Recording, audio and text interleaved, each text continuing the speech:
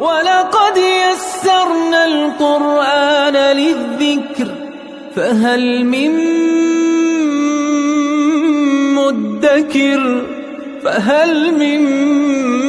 مُّدَّكِرٍ اعوذ باللہ من الشیطان الرجیم بسم اللہ الرحمن الرحیم الحمد للہ رب العالمین وصلی اللہ علی سیدنا و نبینا ابی القاسم المصطفى محمد وعلى آلہ الطیبین الطاہرین المعصومین اما بعد اعوذ باللہ من الشیطان الرجیم بسم اللہ الرحمن الرحیم ام حسبتم ان تدخلوا الجنہ وَلَمَّا يَأْتِكُمْ مَثَلُ الَّذِينَ خَلَوْا مِن قَبْلِكُمْ مَسَّتْهُمُ الْبَأْسَاءُ وَالضَّرَّاءُ وَزُلْزِلُوا حَتَّى يَقُولَ الرَّسُولُ وَالَّذِينَ آمَنُوا مَعَهُ مَتَى نَصْرُ اللَّهِ أَلَا إِنَّ نَصْرَ اللَّهِ قَرِيبٌ صدق اللہ العلی العظیم۔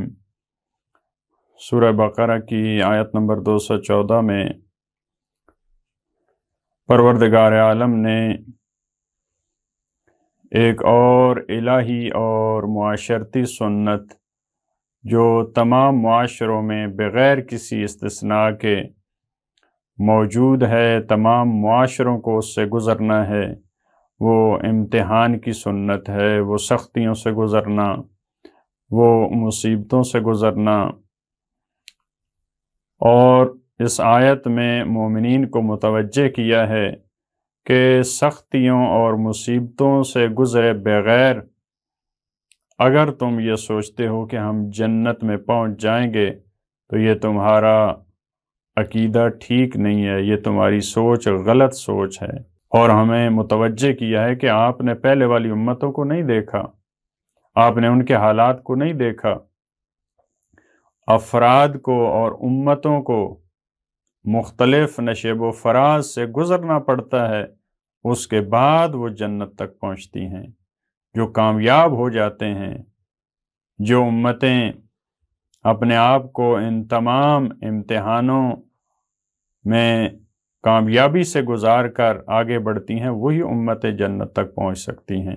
لہٰذا اس آیت میں قرآن کریم کے جو مخاطب ہیں ان کو متوجہ کر کے فرمایا ام حسبتم، کیا تمہارا یہ گمان ہے، کیا تم یہ خیال کرتے ہو ان تدخلوا الجنہ کہ تم جنت میں داخل ہو جاؤ گے، ولما یأتکم اور ابھی تک نہیں آئی تمہارے پاس مثل الذین خلو من قبلکم، ابھی تک تم ان حالات سے نہیں گزرے ہو جن حالات سے تم سے پہلے والے گزرے۔ خلو من قبلکم یعنی جو پہلے والے گزر چکے ہیں، جو پہلی امتیں ہیں۔ مثل الذین یعنی ان کے حالات، ان کے واقعات، ان کے حوادث، کیا تم یہ خیال کرتے ہو؟ یعنی اس سوال کے ذریعے بتایا جا رہا ہے کہ یہ تمہارا غلط خیال ہے، یہ تمہاری خام خیالی ہے کہ ابھی وہ امتیں جن حالات سے گزری تھیں ان حالات سے تم نہیں گزرے اور تم جنت تک پہنچ جاؤ گے، یہ تمہارا خیال غلط ہے۔ وہ کون سے حالات ہیں، کن واقعات سے ان کو گزرنا پڑا؟ مَسَّتْهُمُ الْبَأْسَاءُ وَالضَّرَّاءُ، ان کو مس کیا سختیوں نے، یعنی وہ سختیوں سے گزرے، انہوں نے سختیاں برداشت کیں۔ وَالضَّرَّاءُ انہوں نے مصیبتیں برداشت کیں۔ یہ پہلے بھی گزر چکا ہے۔ بأسا جو باہر سے انسان پہ سختی آتی ہے، جیسے جنگ کی سختی ہے، اس کو بأسا کہا جاتا ہے۔ والضراء یہ وہ مصیبت ہے جو انسان کو اس کے اندر سے پہنچتی ہے، جیسے انسان کی مرض ہے، بیماری ہے۔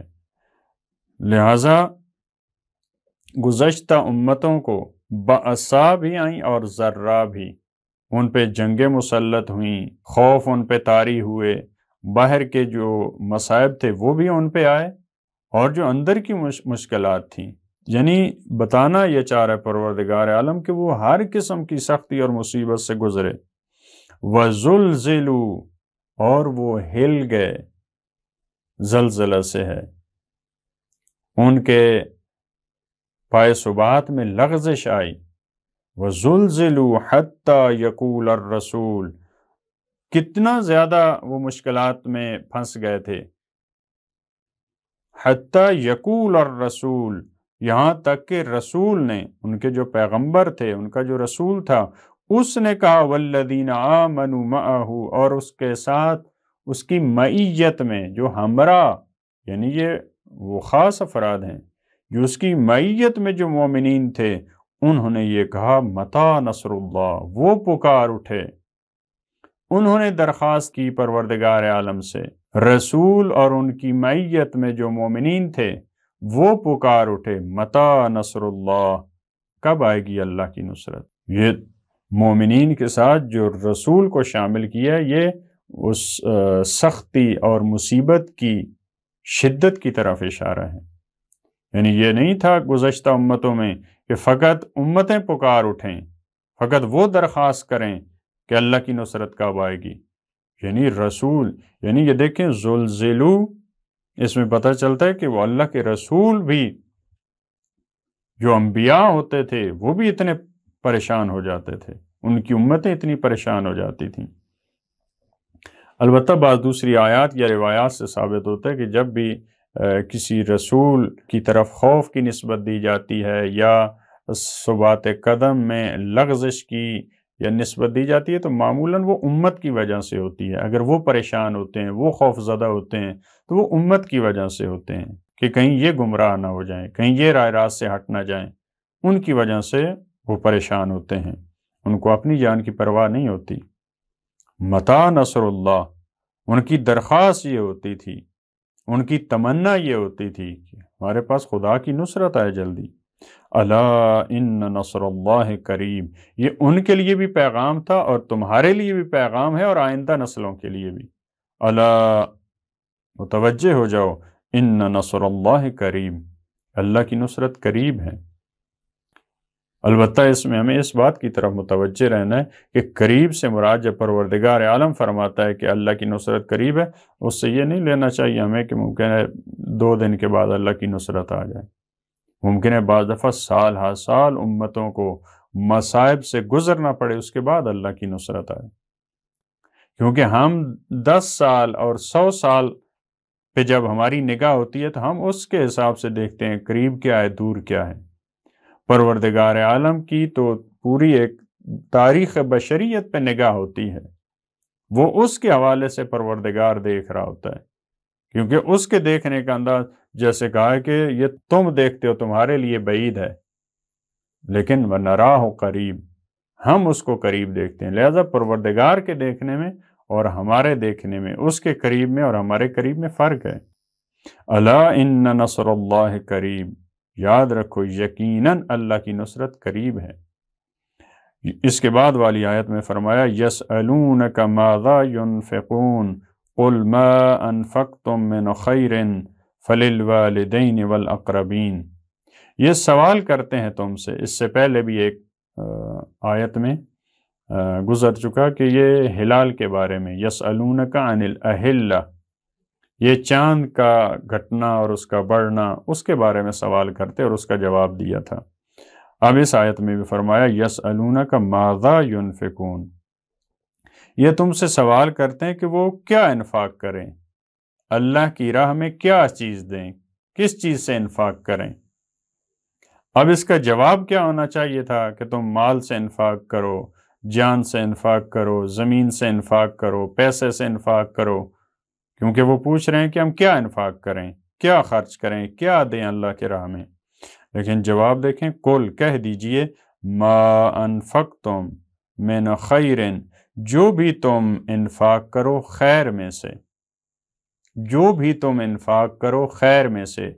قرآن کریم نے انہوں نے جو سوال کیا تھا اس کے مطابق جواب نہیں دیا. یعنی یہ بھی ایک قرآن کریم کی روش ہے کہ جب سوال صحیح نہ ہو تو قرآن کریم جواب دیتا ہے، جواب میں ہی اس سوال کی بھی اصلاح فرماتا ہے. نہیں فرمایا کہ تم مال سے انفاق کرو، جائیداد سے انفاق کرو، کھیتی باڑی سے انفاق کرو، موارد نہیں گنے، لیکن کن پہ انفاق کرنا ہے، اس کا مستحق کون ہے، یہ اہم ہے. یعنی قرآن یہ مستحق کو بتا کے یہ بیان کرنا چاہتا ہے کہ تمہارے لیے یہ مہم ہے۔ وہ تو ہر ایک فرد جانتا ہے کس چیز سے انفاق ہوتا ہے، انسان کے پاس کیا ہوتا ہے، یہ پوچھنے کی بات نہیں ہے، یہ تمہارا سوال ٹھیک نہیں ہے، یا اس طرح کہیں کہ یہ تو بڑی واضح سی بات ہے، کس سے انسان خرچ کرتا ہے، کیا دیتا ہے انسان کسی کو، ہر ایک کو پتہ ہوتا ہے کس سے انفاق کرنا ہے، یہ تو سوال کی جگہ نہیں ہے۔ ہاں یہ سوال کی جگہ ہے کہ ہم کس کو دیں، اس کا مصرف کیا ہے، اس کے مستحق کون سے افراد ہیں۔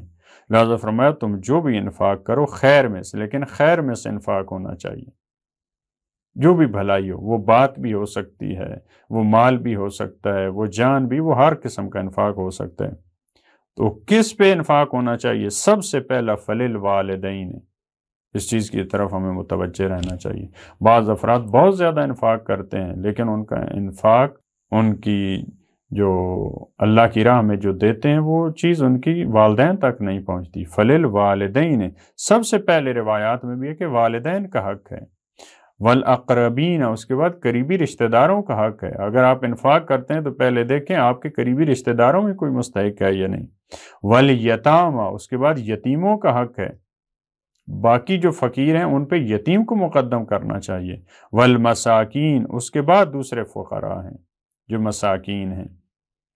وابن السبیل اس کے بعد ابن السبیل کا درجہ، وابن السبیل ابن السبیل راستے کا بیٹا، درماندہ، جو راستے میں جس کے پاس پیسہ نہیں ہے، اگرچہ اپنے وطن میں ممکن ہے وہ پیسے والا فرد ہے لیکن کوئی مشکل پیش آئی، اس کے پاس زیادہ راہ ختم ہو چکا ہے، قدیم زمانے میں زیادہ پیش آتا تھا، آج بھی ممکن ہے اس قسم کے واقعات ہوں، تو اس پہ بھی انفاق ہو سکتا ہے کیونکہ وہ وطن سے دور ہے، اس کے پاس کچھ نہیں ہے۔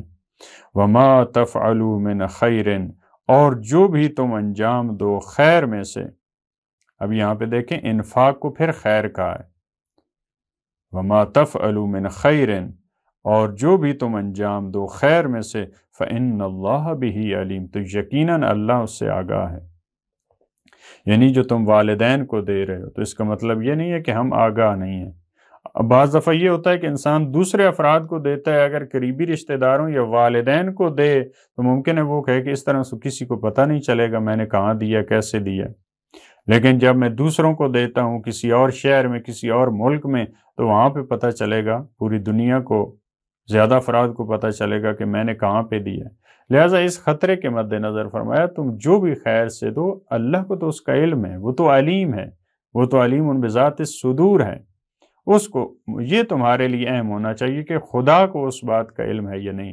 لہٰذا جو بھی تم انفاق کرتے ہو، جو بھی تم خیر میں سے دیتے ہو، پروردگار عالم اس کو جاننے والا ہے اور اس کے علم میں ہے۔